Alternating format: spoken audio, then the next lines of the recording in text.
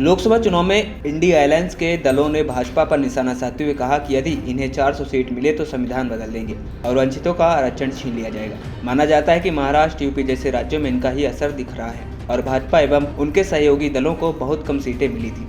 अब महाराष्ट्र विधानसभा चुनाव की बारी है और पीएम नरेंद्र मोदी ने ऐसा ही कार्ड कांग्रेस के खिलाफ चल दिया है।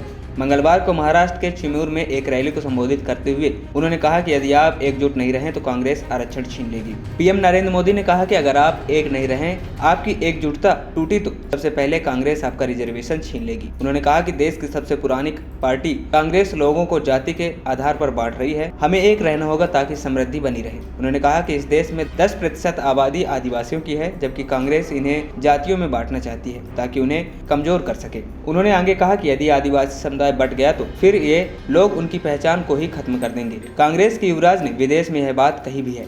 हमें कांग्रेस की साजिश से बचना है और एकजुट होकर चलना है। वहीं इस तरह बटेंगे तो कटेंगे और एक है तो सेफ है का नारा देने के बाद भाजपा ने एक और गियर चेंज किया। अब भाजपा ने एकजुटता की बात करते हुए आरक्षण वाला कार्ड चल दिया है कि यदि एकजुटता टूटी तो फिर कोटा ही छिन जाएगा। माना जा रहा है कि महाराष्ट्र के दलित और आदिवासी समुदाय को लुभाने के लिए भाजपा ने यह फैसला लिया है। इससे पहले हरियाणा में भाजपा को जीत मिल चुकी है और इसके पीछे दलित वर्ग का समर्थन माना जा रहा है। ऐसे में वही रणनीति अब भाजपा महाराष्ट्र में चलने की कोशिश में लगा हुआ है।